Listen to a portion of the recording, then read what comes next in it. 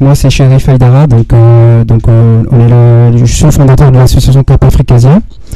Et puis à côté, on a monté d'autres structures à côté, mais aujourd'hui, on est là pour parler de l'association Cap Africasia qui a pour but de promouvoir les échanges entre l'Afrique et l'Asie d'un point de vue économique, culturel et social. Voilà. D'accord. Alors, très chers téléspectateurs, je vous dis que l'association, hein, voilà, a été fondée en octobre 2011 et a pour but de promouvoir et de développer les relations économiques et sociales entre l'Afrique et l'Asie. Ils ont créé le Cap Africa car ils croyaient pour le partenariat, c'est ça? Gagnant-gagnant. Que vous-même vous parlez de ça. Donc, parlez-nous un peu de votre association, quoi. D'accord. Donc pour l'association Cap Africasia, effectivement, c'est pour promouvoir donc les relations, surtout culturelles, sociales et économiques entre l'Afrique et l'Asie. Le fondateur, c'est Chérif Aïdara. Moi, je suis chargé de projet dans cette association. Et je pense que ça serait intéressant que Chérif vous dise comment il en est arrivé à créer cette association.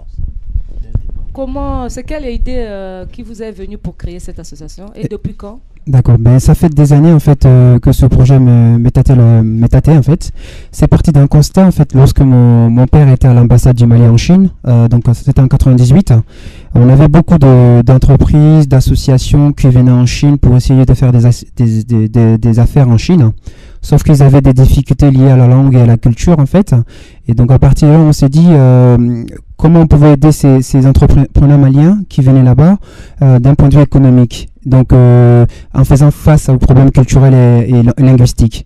Donc à partir de là, en fait, contrairement à des ambassades françaises ou occidentales, on a des dispositifs d'aide internationale tels que la Chambre de commerce ou encore UbiFrance en Chine. Donc avec mon père, on a voulu créer cette coopération entre le Mali et la Chine. Donc au départ, c'était une coopération sino-malienne. C'est avec le temps, en fait, je suis rentré en France avec mes études. J'ai vu des personnes qui étaient intéressées par ce projet. On s'est dit pourquoi pas essayer d'extrapoler ça vers l'Afrique, toute la communauté africaine. Et de l'autre côté, on a des gens comme des Vietnamiens, des Asiatiques qui ont intégré le projet. Donc là, c'est d'où l'idée de Cap Africasia. Voilà, donc l'idée est partie de là en fait aujourd'hui. Donc ça fait 2 ans qu'elle existe aujourd'hui, l'association. Depuis 2 ans, donc Cap Africasia, nous sommes en partenariat avec la ville d'Aubervilliers. Et donc on a eu à monter pas mal de projets, donc des projets culturels, une journée culturelle Africasie. C'était très intéressant parce qu'il y a eu des chanteurs autant d'Afrique et d'Asie qui sont venus partager et même faire des mixtes. Donc c'était intéressant d'entendre une voix africaine sur de la musique, c'était chinoise, et une voix indienne sur de la musique africaine. Et il y avait tout cela. Et puis également nous avons pu faire des mélanges de plats, de faire découvrir des plats. Et là, on s'est rendu compte que les plats africains et asiatiques se ressemblaient, en fait, avaient des similitudes, ce qui nous a étonnés effectivement. On a en commun le riz, par exemple. Mais il y a des plats qu'on a retrouvés. Vous pouvez mettre le micro un peu. Oui, qu'on s'est dit, c'est étonnant de trouver ça autant en Asie qu'en Afrique. D'accord. Donc, et nous avons fait plusieurs conférences également sur le domaine économique, sur le domaine donc du développement et sur l'investissement surtout, parce qu'on parle beaucoup des Chinois en Afrique et nous on s'est dit pourquoi pas les entrepreneurs africains puissent aller également en Chine ou en Asie, pouvoir bénéficier de notre expertise, de nos conseils, de nos réseaux là-bas, pour réussir également à percer le marché. Effectivement, on a eu pas mal de subventions, donc on a beaucoup, la mairie d'Aubervilliers qui nous aide beaucoup aujourd'hui. Après, on a des subventions des entreprises privées, donc on a un certain nombre d'entreprises qui nous aident aujourd'hui. Donc je peux penser par exemple à Ricuche International ou encore BTV, agence de voyage. On a un certain nombre donc vraiment des structures entrepreneuriales qui nous aident beaucoup via des dons. Donc aujourd'hui, on fonctionne vraiment grâce à ces dons-là. Donc c'est des fonctionnements que par des donateurs. Alors aujourd'hui, un noyau dur, on a une dizaine de personnes et au sein de la structure, en fait, lorsqu'on organise des événements, on peut se retrouver à une trentaine sur l'organisation de l'événement. Donc après, on fait appel à des bénévoles en fait, qui sont là pour nous aider par des échanges en fait, qui vont se faire via par exemple l'entrée gratuite pour eux, et puis le repas gratuit, et puis participation à l'événement. Et en contrepartie, ils nous aident à la réalisation du projet le jour J de l'événement, tout simplement. Donc le 7 décembre, nous allons organiser l'événement qui s'appelle Afrique-Asie-Europe, donc le visa économique. Donc pour la première fois, nous faisons un appel à projet sur les énergies renouvelables et donc permettre aux personnes jusqu'au 30 novembre de nous envoyer ça sur Cap Africasia. Donc tout projet qui permet effectivement, qui soit innovant dans l'énergie renouvelable, qui permet de créer des emplois également. Et lors de cet événement, donc les projets qui seront sélectionnés pourront, grâce à nos invités, donc les missions diplomatiques, surtout les missions économiques, nous aurons aussi les banques, nos partenaires banquiers, des investisseurs privés également.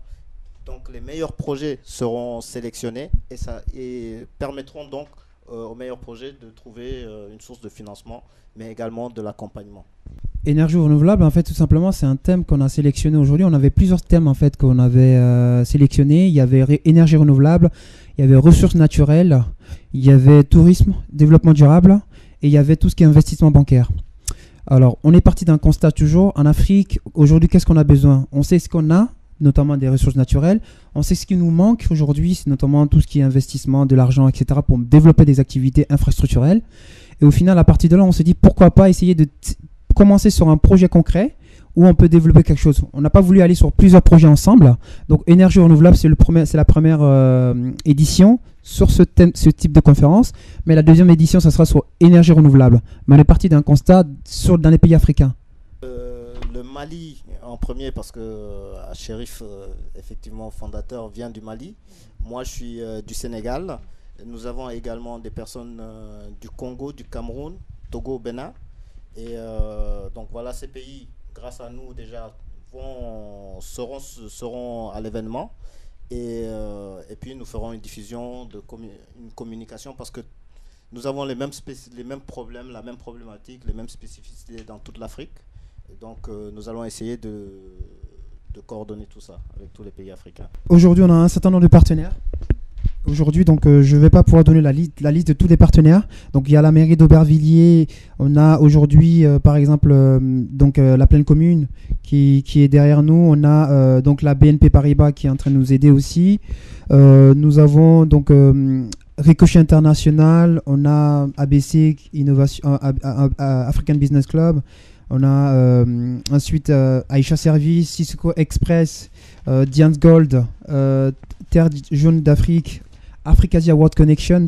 Je ne vais pas donner la liste de tous nos partenaires aujourd'hui, mais ça fait partie d'un certain nombre de partenaires qu'on a. L'Association franco-chinoise de commerce, éventuellement, qui sont derrière nous. Donc aujourd'hui, on a des partenaires, mais on recherche encore des partenaires pour cet événement-là et pour les prochains événements qui sont à venir. C'est à la fois financière, technique, communication sur les supports de communication, notamment les magazines et médias. Donc aujourd'hui, on a des partenaires en médias qui pourront relayer l'information dans leur agenda. On a aussi des partenariats purement donc financiers et après des partenariats techniques qui nous amènent du matériel, des équipements ou des sacs pour la promotion, etc. le jour J. Aujourd'hui, les gens qui travaillent avec nous, alors pour vous dire, en fait, la plupart des gens qui étaient à la création de l'association sont toujours au sein de l'association. D'accord. Donc c'est pour vous montrer vraiment que les gens sont là vraiment parce qu'ils ont une volonté d'être là. Aujourd'hui, la notion d'argent, c'est pas vraiment la chose la primordiale. La plupart des gens qui sont dans la structure aujourd'hui, c'est des personnes qui ont envie d'apprendre à réaliser des projets. Donc à conduire un projet de A à Z. Donc l'idée, c'est qu'aujourd'hui, on donne cette opportunité-là de mettre en place ces projets, de nous accompagner jusqu'à la réalisation du projet, jusqu'à faire un compte-rendu derrière. Donc aujourd'hui, c'est des compétences, c'est des valeurs ajoutées qu'on ne peut pas avoir ailleurs. Et donc au final, c'est vraiment pas l'argent qui est la priorité pour ces gens-là. Mais bien sûr, en intégrant l'association, on a aussi, on ouvre notre carnet d'adresses, notre réseau, qui permet à ces personnes souvent qui sont à la recherche d'emploi de pouvoir avoir du boulot, tout simplement, ou d'autres personnes qui sont à la recherche de services. Donc l'idée, c'est un échange de services en fait aujourd'hui. Oui, nous faisons beaucoup d'humanitaire, de social. Par exemple, je vais vous montrer cette lampe solaire. Oui, la montre. Donc c'est une lampe solaire qui fonctionne avec il y a un panneau solaire, un mini panneau solaire. Et l'idée est surtout donc quand il y a un adhérent, un nouveau membre de Cap Africasia,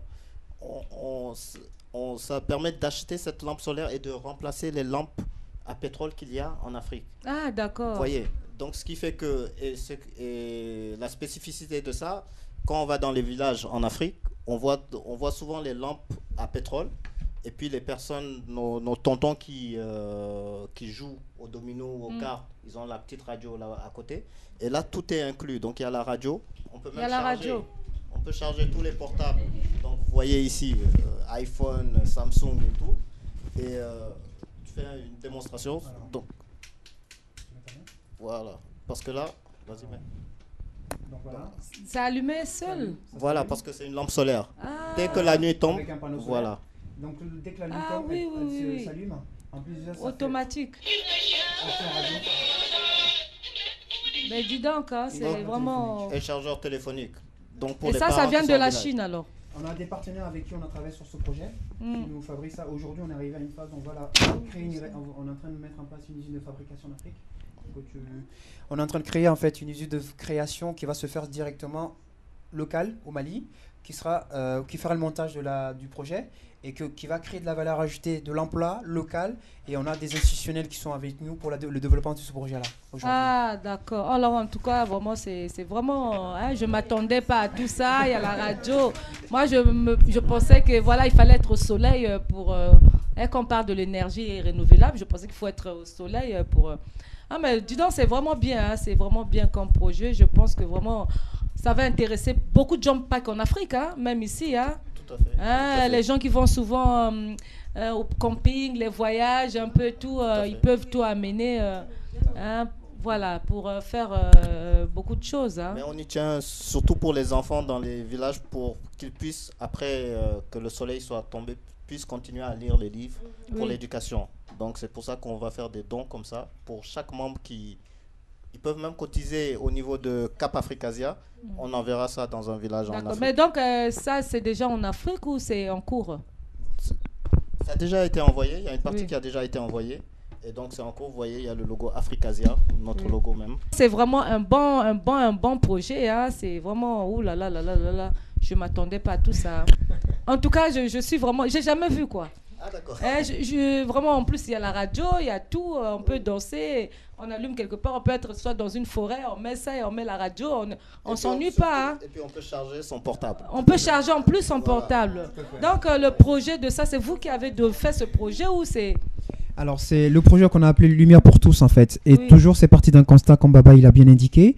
En fait, on a pu envoyer des lampes solaires comme ça au Mali. Pendant la période de problème qu'il y a eu au nord du Mali. Et donc l'idée était vraiment où on n'a pas accès, on pouvait vraiment... on a pu récolter des fonds via des événements qu'on a organisés ici, à Paris. Et ces fonds nous ont permis d'auto-acheter ça avec notre structure entrepreneuriale pour les envoyer au Mali. Donc après, on a eu... Voilà. Chapeau, hein, vraiment chapeau. Le 7 décembre, samedi 7 décembre. Le 7 décembre, vous pouvez nous dire le lieu, l'endroit et comment faire pour y... Alors, le samedi 7 décembre, c'est à Port d'Aubervilliers plus exactement. C'est à côté du centre commercial Le Millénaire qui vient d'être créé. Donc, pour ça, en fait, donc ça commencera à partir de 16h30. Donc, comme c'est vraiment un événement qui est orienté purement networking, donc purement aussi business. Donc, aujourd'hui, on a un site internet que vous pouvez aller voir, c'est www.capafricasia, donc CAPAFRIKASIAE.com, sur lequel vous pouvez vous inscrire pour venir à cet événement-là. Alors, aujourd'hui, cet événement n'est pas gratuit. Donc, du coup, c'est pour les entreprises, c'est 50 € et pour les associations, c'est 35 €, sachant que c'est défiscalisé. Donc, c'est-à-dire qu'aujourd'hui, si vous veniez, ça vous permet de récupérer 33% sur le montant global. Donc, surtout pour la jeunesse, de ne pas hésiter à s'engager, de toujours croire à son projet, de ne pas se mettre des barrières dans la tête, d'y aller, laisser les autres vous dire s'ils ont envie. Si vous avez un mur devant vous, ne stoppez pas, essayez de voir si vous pouvez l'escalader, escalader là, si vous pouvez la contourner, contourner là, mais ne vous limitez pas au mur. C'est tout ce que j'ai à dire. D'accord. Et Chérif? Moi, je dis juste, il faut croire à son projet, à son envie, à sa volonté de réussir, peu importe les difficultés qu'on aura, en fait, parce qu'aujourd'hui, on aura toujours des hauts et des bas. Malheureusement ou heureusement, ça dépendra comment, mais il faut juste savoir faire face à ce genre de difficultés pour avancer.